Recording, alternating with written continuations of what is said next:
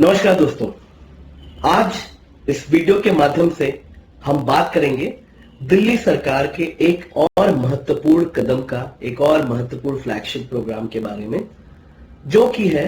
School management committee एसएमसीज को strengthen करना, उनका सशक्तिकरण करना। तो आइए इस वीडियो के माध्यम से डिटेल में समझते हैं। पहले तो ये स्कूल मैनेजमेंट कमिटी होती क्या है,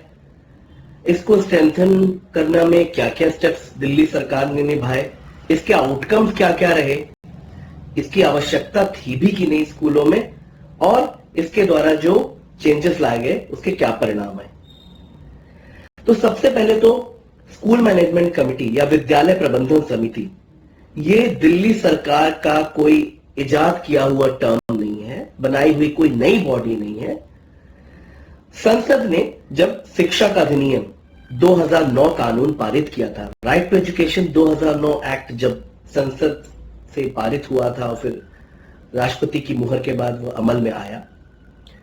तो उस शिक्षा के अधिनियम 2009 कानून के अंतर्गत एक बॉडी का जिक्र था जिसका नाम दिया गया स्कूल मैनेजमेंट कमिटी या विद्यालय प्रबंधन समिति।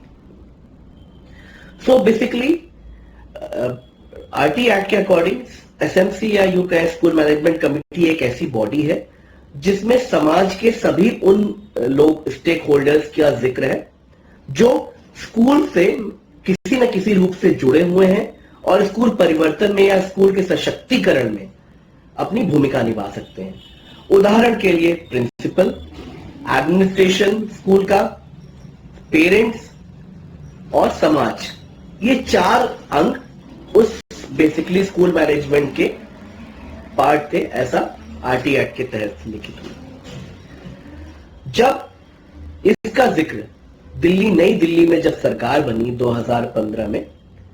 तो जब यह चीज इस बारे में और डिटेल में जब चर्चा हुई, डिस्कशन हुआ, डिफरेंट स्टेक होल्डर से, एजुकेशनिस्ट से बात की गई, तो बुनियादी जो सबसे बड़ा चैलेंज आया दिल्ली सरकार के पास कि एजुकेशन में बदलाव के लिए, कि हमारे पास स्कूल लेवल पर ऐसी कोई वॉच बॉडी नहीं है। इसका मुख्यतः उद्देश्य कि सरकार के द्वारा से जो भी कदम उठाए जाते हैं, सचिवालय में बैठ के कई सारे कानून पारित होते हैं, अभी भी पारित होंगे, पहले की सरकारों ने भी किए और आने वाली सरकारों में भी करेंगे। होता क्या है कि कानून बहुत अच्छे पारित हो जाते हैं विधानसभाओं से, संसद से, सचिवालय से, लेकिन जब वो अमल में आते हैं, इंप्लीमेंटेशन के शेप में आते हैं, तो उसमें बहुत अंतर होता है। तो दिल्ली सरकार का ये मानना था कि जो नए प्रोग्राम्स, फ्लैगशिप प्रोग्राम्स जो भी आने वाले प्रोग्राम्स में है, सबसे पहले उसको मॉनिटर करने के लिए, देख रेख करने के लिए ऐसी बॉडी हो स्कूल में जो कि एक तरह से डायरेक्ट स्कूल का पार्ट ना हो, लेकिन उसको स्कूल लेवल पे वो सारी जानकारी दिल्ली सरकार तक पहुंच पाए कि ये प्रोग्राम आपका सही दिशा में जा रहा है सर। तो शिक्षा मंत्री, तत्कालीन शिक्षा मंत्री, उनकी एडवाइजर आतिशी जी, सीएम साहब, इनकी तरफ से एक प्रोग्राम रोल आउट हुआ कि स्कूल मैनेजमेंट कमिटी जो कि एग्जिस्टिंग है स्कूलों में, उसको किस तरह से स्ट्रेंथन किया जाए, उनके अधिकारों को, उनके क्षेत्र को, उनको फाइनेंशियल पावर्स देकर। सो इसी कदम में 2015 से लगभग हर बार स्कूल मैनेजमेंट कमिटी को सशक्त करने के लिए, उनको रेस्पॉन्सिबल बनाने के लिए, उनकी भी अकाउंटेबिलिटी सेट करने के लिए, और वो उनको भी एज अ स्कूल अपना काम सही से कर रहा है कि नहीं उसको मॉनिटर करने के लिए, ये सारी चीजों के लिए स्कूल मैनेजमेंट कमेटी का गठन किया गया। जब पहली बार हम लोग as a member in that team, जो एजुकेशन टास्क फोर्स गठित की गई, उसमें जब हम लोग एज अ मेंबर थे, तो हमें वो टाइम मिला, हमें अपॉर्चुनिटी मिली कि इन सब चीजों को डिटेल में समझ सके। 10 साल as a member in education task force Delhi सरकार में काम करने में कई सारी इस तरह के चैलेंजेस आए, कई तरह के सॉल्यूशंस भी निकल के आए। तो जब हम स्कूल में पहली बार गए और किसी प्रिंसिपल से बात किया, तो हमें मतलब ये बड़ी आश्चर्य की बात थी कि 2009 से यह कानूनी रूप से वैध बॉडी थी, मतलब, और ये केवल दिल्ली के लिए नहीं, पूरे देश में जितने भी सरकारी या सरकारी सहायता प्राप्त गवर्नमेंट और गवर्नमेंट एडेड स्कूल सभी में स्कूल मैनेजमेंट कमेटी बनाना अनिवार्य था, कंपलसरी था। तो जब हमने कई सारे प्रिंसिपल्स से बात की तो उन्होंने बात की, हाँ भाई स्कूल मैनेजमेंट कमेटी तो है, पेपर में देखिए ये सब नाम रहे। उनकी आखिरी कब मीटिंग हुई थी? 6 महीने 7 महीने पहले, कहीं 3 महीने पहले। क्या उनसे आपका डिस्कशन रेगुलर होता है? तो प्रिंसिपल बोले ऐसी तो कोई आवश्यकता है नहीं। कुछ प्रिंसिपल से हम मिले तो उनको स्कूल मैनेजमेंट कमेटी पहली बार समझ ही नहीं आई। जब हमने उनको डिटेल में बताया तब उन्होंने बोला हाँ हाँ एक ऐसी बॉडी बनाई तो थी पिछले साल, लेकिन ज्यादा कुछ समझ नहीं आया, क्योंकि डिपार्टमेंट की तरफ से ऐसा कोई सर्कुलर नोटिस नहीं आता है कि उनको भी इंगेज करते रहना है या उनसे कुछ राय मशवरा लेना है या उनको भी एज ए स्कूल का स्टेक होल्डर समझना है। सो मतलब आश्चर्य बहुत हुआ कि ऐसा नहीं है कि दिल्ली में जो एजुकेशन सिस्टम है, सरकारी एजुकेशन सिस्टम है, वो किसी भी राज्य, राजस्थान, मध्य प्रदेश, उत्तर प्रदेश, बिहार, झारखंड, महाराष्ट्र के जो दूर दराज के गांव का जो स्कूल है उसकी सरकारी एजुकेशन सिस्टम से कोई बहुत भिन्न है। भले दिल्ली देश की राजधानी थी, लेकिन यहां पे भी जिस तरह से शिक्षा प्रणाली चल रही थी इन टर्म्स ऑफ एडमिनिस्ट्रेशन, उसमें बहुत सारी ऐसी समानताएं थी जो एक सुदूर के गांव में शायद जिस पे पूरी जानकारी नहीं पहुंच पाती है, वहां पे स्कूल मैनेजमेंट कमेटी उसका एक बहुत ही अच्छा परफेक्ट एग्जाम्पल है। सो जब हमने ये काम करना शुरू किया तो हमने कई सारे ऑर्गेनाइजेशंस को, स्टेक होल्डर्स को उसकी मदद ली, जिन्होंने कम्युनिटी के साथ, पेरेंट्स के साथ काम किया है। उदाहरण के लिए साझा, प्रथम, ऐसी कई सारी ऑर्गेनाइजेशंस के साथ हमने MOU साइन किया दिल्ली सरकार ने, और उसके समझना शुरू किया कि किस तरह से कम्युनिटी को इंगेज करने से या पेरेंट्स को इंगेज करने के क्या सकारात्मक परिणाम होते हैं, कि इससे स्कूल में क्योस बढ़ता है, क्राइसिस बढ़ती है। हर बार और हर एग्जाम्पल से साबित हुआ कि कम्युनिटी और जितने भी ये स्टेक होल्डर्स हैं, पेरेंट्स हैं, बेसिकली सोशल ग्रुप्स हैं, इनको आप जितना इंगेज करेंगे, स्कूल, बच्चे, एडमिनिस्ट्रेशन कलेक्टिवली ग्रो करेंगे। सो हमारे पास आइडिया भी था, हमारे पास जिसे कहते हैं नॉलेज बैंक भी था, और हमारे पास एक ऐसी बॉडी भी थी जो ऑलरेडी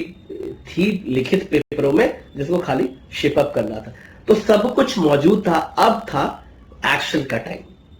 सो दिल्ली सरकार ने 2015 में पहली बार देश के इतिहास में SMC के चुनाव हुए। इसकी आधिकारिक घोषणा हुई सितंबर में कि जो जो अभिभावक इच्छुक हैं स्कूल मैनेजमेंट कमेटी के सदस्य बने, और चुनाव के दौरान फिर चुनाव के माध्यम से वो स्कूल मैनेजमेंट कमेटी के सदस्य बने, और फिर स्कूल मैनेजमेंट कमेटी एक, जिसे कहते हैं, एक बॉडी बनकर आए in action. School management committee को इससे पहले एक और चीज समझ लेते हैं कि स्कूल मैनेजमेंट जो कमेटी होती है उसमें दिल्ली की हम बात करें तो उसमें बेसिकली 16 सदस्य होते हैं। एक प्रिंसिपल, दूसरा टीचर कन्वेनर, यानी कि उन जितने भी टीचर्स हैं दिल्ली उस स्कूल के, उस स्कूल में से नामित एक व्यक्ति जो कि प्रिंसिपल नामित करते हैं as a teacher convener. 12 parents जो कि स्कूल में जिनके भी बच्चे पढ़ रहे होते हैं उन बच्चों में से पेरेंट्स, 12 पेरेंट्स इस बॉडी का हिस्सा बनते हैं। उसी के लिए होते हैं चुनाव, क्योंकि ये जो 12 लोग हैं ये 80% उस स्कूल मैनेजमेंट कमेटी बॉडी के लगभग 80% होते हैं। उसके बाद एक वहां का जो चुना हुआ विधायक, क्योंकि ये दिल्ली के सरकारी स्कूल है। इसी तरह अगर हम नगर निगम की बात करें तो वहां काउंसलर जो भी लोकल पार्षद होते हैं उनके जो नामित व्यक्ति हैं या फिर वो खुद, तो यहाँ पर MLA उसके सदस्य बने इस केस में दिल्ली सरकार के स्कूल में। और एक डिपार्टमेंट से नॉमिनेटेड एक व्यक्ति जिसने शिक्षा के क्षेत्र में काम किया हो या फिर सोशली कई सारे ऑर्गेनाइजेशंस और NGO के थ्रू काम किया हो समाज में, उसको कहते हैं सोशल वर्कर। तो ये 16 लोग, एक प्रिंसिपल, एक टीचर, 12 पेरेंट्स, एक MLA या उनका रिप्रेजेंटेटिव, एक सोशल वर्कर, ये 16 लोगों का एक समूह है जिसको हम कहते हैं स्कूल मैनेजमेंट कमेटी, विद्यालय प्रबंधन समिति। सो उन 12 अभिभावकों के लिए, क्योंकि बाकी सभी लोग नॉमिनेटेड हैं या फिक्स लोग हैं, MLA is a fix person जो कि चुन के आते हैं जनता के द्वारा, प्रिंसिपल इसी तरह से डिपार्टमेंट स्कूल में चुनता है, प्रिंसिपल के द्वारा टीचर नॉमिनेट होते हैं, और शिक्षा निदेशालय, डायरेक्टरेट ऑफ एजुकेशन के माध्यम से सोशल वर्कर नॉमिनेट होते हैं। तो इस तरह से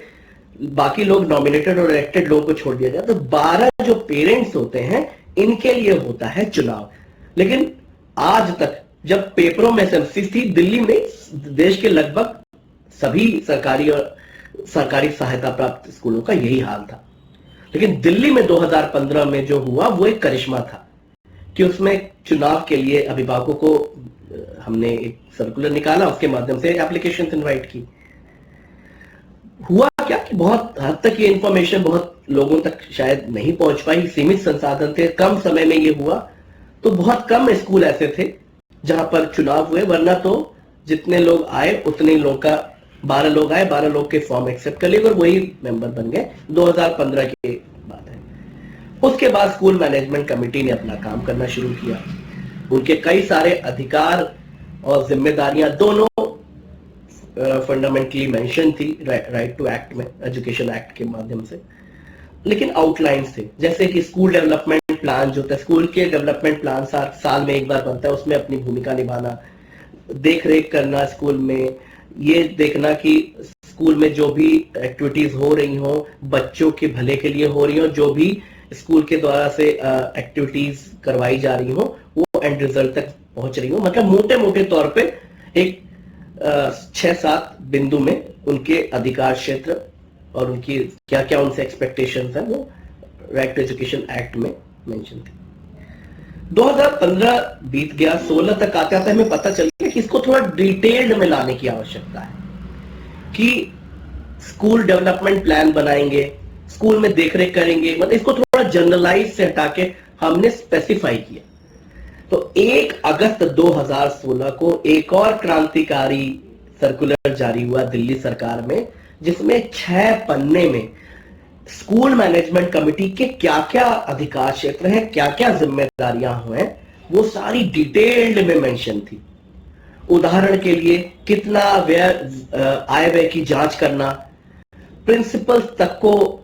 आप किसी भी कारण बताओ नोटिस इशू कर सकते हैं, टीचर्स को नोटिस इशू कर सकते हैं, बच्चों के एब्सेंस पे काम कर सकते हैं, किसी भी एनजीओ को स्कूल में इन्वॉल्व कर सकते हैं, कोई टीचर आउटसोर्स कर रख सकते हैं। अगर आपके पास किसी समय किसी भी टीचर की कमी है तो उसको हम बाहर से रख सकते हैं।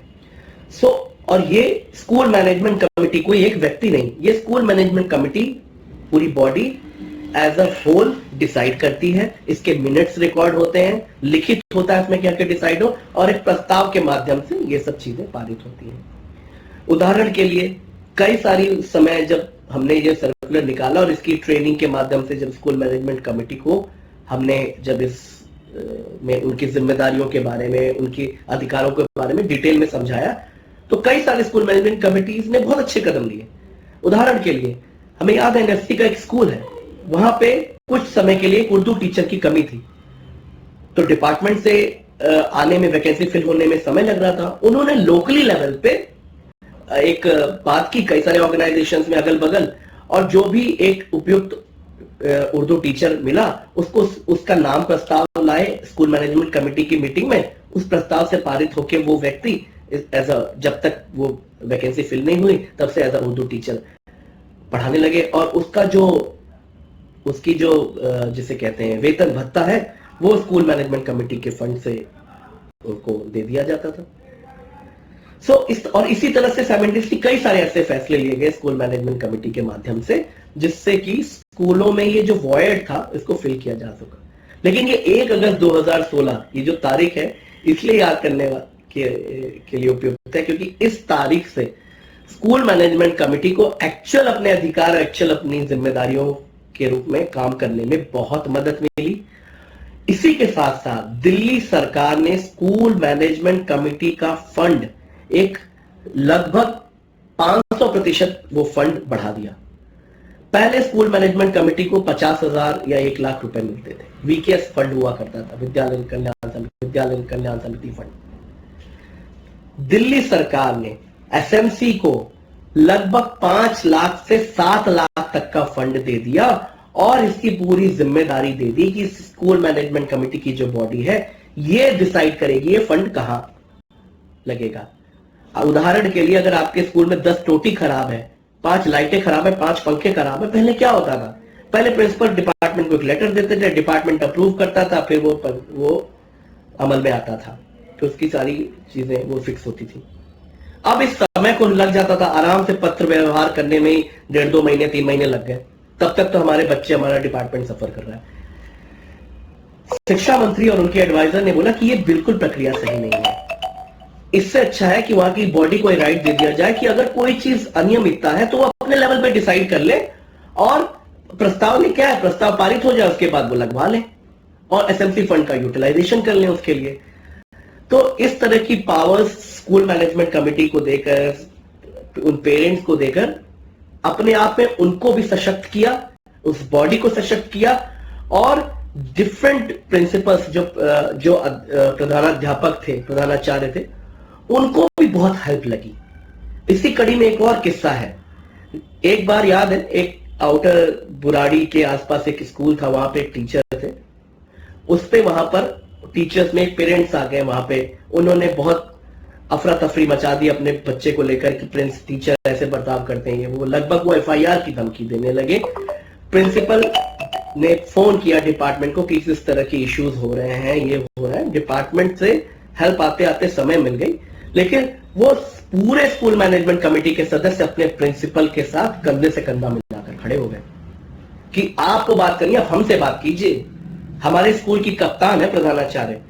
अगर आपको उनसे बात करनी है आप डिटेल लिखित में लेके आइए, हम भी इस स्कूल के पार्ट है, हमसे बात कीजिए। इमेजिन कीजिए उस प्रिंसिपल को कितना गर्वान्वित महसूस हुआ होगा, कितना अच्छा लगा होगा कि इस तरह से पेरेंट्स, कम्युनिटी के लोग उनके साथ खड़े हैं। इसी तरह का एक किस्सा है कि एक प्रिंसिपल, एक स्कूल से कुछ सामान गायब हो गया था। अब उन प्रिंसिपल को उसके लिए एफआईआर लिखवानी थी, पुलिस स्टेशन में उनको हेल्प चाहिए थी कि एफआईआर लिखवाई जा सके। डिपार्टमेंट को उन्होंने बोला, डिपार्टमेंट से जो इंफॉर्मेशन और करस्पॉन्डेंस होने में समय लग गया, लेकिन पूरी की पूरी एसएमसी उस प्रिंसिपल्स के साथ उस पुलिस स्टेशन में गई और तब तक बैठी रही जब तक एफआईआर लॉन्च नहीं हो गई, और उस एफआईआर की कॉपी प्रिंसिपल साहिबा को मिलने की, और फिर वो वापस अपने स्कूल। तो इस तरह से कई सारे ऐसे सकारात्मक परिणाम स्कूल मैनेजमेंट कमेटी के सदस्यों के द्वारा किए गए, जिससे स्कूल को, एडमिनिस्ट्रेशन को, डिपार्टमेंट को, पेरेंट्स को, इवेंचुअली बच्चों को बहुत बहुत फायदा हुआ और बहुत एक उसके अच्छे आउटकम्स आए। ट्रूएंसी कम हुई, बच्चों का लगातार स्कूल से कूदकर भागना, और पेरेंट्स, क्योंकि स्कूल भी एक हद तक अपनी जिम्मेदारी निभा सकता है, क्योंकि बच्चा तो 24 घंटे में से लगभग 16 घंटा कम्युनिटी में रहता है। तो ये जो पेरेंट्स थे, स्कूल मैनेजमेंट कमेटी के सदस्य, ये उसी कम्युनिटी से आते थे। वो जा जाके उन माँ बाप को बताते कि अब आपका बच्चा लिखिए लगातार बाउंड्री से कूद रहा है, स्कूल नहीं आ रहा, क्या दिक्कत है, बैठ के समझाइए। जब वो बात करते थे तो पेरेंट्स को उससे भी समझ में आता था कि यार हमको तो पता ही नहीं था, हमारा बच्चा तो ऐसे ही हमें बोलता है कि हम रोज स्कूल जा रहे हैं, या मेरी बच्ची रोज बोल के निकलती है कि स्कूल पहुंच रही है, लेकिन स्कूल तो उसकी 3 दिन, हफ्ते में 3 दिन तो उसकी एब्सेंस मार्क हो रही है। तो इस प्रोसेस से बच्चों की ट्रूएंसी पे, बच्चों का ये जो एब्सेंट लगातार रहना, उस पे भी बहुत मदद मिली स्कूल को, प्रिंसिपल को, पूरी एडमिनिस्ट्रेशन को। और इवेंचुअली ये जो 10 साल तक स्कूल मैनेजमेंट कमेटी का एक क्रांतिकारी जैसे पार्टिसिपेशन रहा स्कूल में, इसने सबको एक बदलाव लाया, एजुकेशन सिस्टम में बदलाव लाया। इसीलिए दिल्ली में जो शिक्षा मंत्री रहे, एडवाइजर रहे, इवन सीएम साहब रहे, हर मंच से ये बात बोला उन्होंने कि अगर स्कूलों में हम कोई काम कर पाए हैं या बदलाव ले आ पाए हैं, वो इस वजह से क्योंकि हमारे पास स्कूल मैनेजमेंट कमेटी नाम की एक बॉडी है जो कि ये निश्चित करती है कि जो भी हम काम कर पा रहे हैं वो सही से ग्राउंड पर हो रहा है। फिनलैंड के अपने भाषण में एक बार शिक्षा मंत्री मनीष सिसोदिया जी ने कहा था, मैं एकमात्र शिक्षा मंत्री हूं जिसके पास 16,000 आंख और कान है। अगर मुझे फलाने स्कूल के फलाने क्लास के फलाने बच्चे के बारे में एक हफ्ते में अगर रिपोर्ट चाहिए तो किसी भी शिक्षा मंत्री को हो सकता है हफ्तों या महीनों लग जाए, लेकिन मैं एक शिक्षा मंत्री हूं जिसको 5 मिनट में ये जानकारी मिल जाएगी, क्योंकि मेरे पास 16,000 आंख कान है, हेल्पिंग हैंड्स है। और यही 16,000 एसएमसी मेंबर्स दिल्ली के एजुकेशन सिस्टम की रीढ़ की हड्डी साबित हुए। आतिशी जी ने एक इकली में, अभी इकली एक सब 75 देशों का एक समूह है जिनका हर समय कॉन्फ्रेंस होती है। उस कॉन्फ्रेंस में आतिशी जी गई, उन्होंने भी ये बात बोली कि school management committee of Delhi is a classic example of a voluntarily run institution that can sustain and meet the end goals। ये केवल दिल्ली की बात नहीं है, पूरे विश्व में कई सारी ऐसी वॉलंटियर ऑर्गेनाइजेशंस बनाने की कोशिश की गई, लेकिन वो कभी सस्टेन नहीं हुई। दिल्ली एक अकेला प्रदेश ऐसा रहा विश्व में जहां पे ये स्कूल मैनेजमेंट कमिटी, जिनको 1 रुपए भी किसी प्रकार का अलाउंस नहीं मिलता, कोई भत्ता नहीं मिलता, लेकिन क्योंकि स्कूलों का भला हो, बच्चों का भला हो, बच्चों में चेंजेस आए, इसलिए इन लोगों ने वॉलंटियर कैपेसिटी में लगातार स्कूल में अपना योगदान दिया। और इन्हीं एसएमसी मेंबर्स से दिल्ली सरकार ने आने वाले समय में बहुत सारे ऐसे क्रांतिकारी कदम उठाए और उनका जो एंड गोल था उसको अचीव करने में सक्सेस हासिल की। धन्यवाद। साथियों, YouTube वीडियोस का ये सिलसिला हमेशा इस तरह आप सभी के साथ चलता रहेगा। हमारे चैनल को ज़रूर सब्सक्राइब करें, हमारे वीडियोस को ज़रूर लाइक करें और अपना कमेंट भी प्रोवाइड करते रहें। फीडबैक से हमें अपने चैनल को इम्प्रोवाइज़ करने में, अपने कंटेंट को इम्प्रोवाइज़ करने में बहुत सहयोग मिलता है। हमारे अपकमिंग वीडियोस क्या आने चाहिए, इसमें भी अगर आपका फीडबैक हमें टाइमली मिलता रहेगा तो we can grow all together as a community. तो इस चैनल के माध्यम से आपके कमेंट्स का हमें इंतज़ार रहेगा, आपके फीडबैक का इंतज़ार रहेगा। हमारे बायो में हमने कम्युनिकेशन डिटेल्स मेंशन है, तो उसका उपयोग करें और हमें अपना फीडबैक बताएं कि हमें अपने चैनल में नेक्स्ट वीडियो किसका आना चाहिए। धन्यवाद।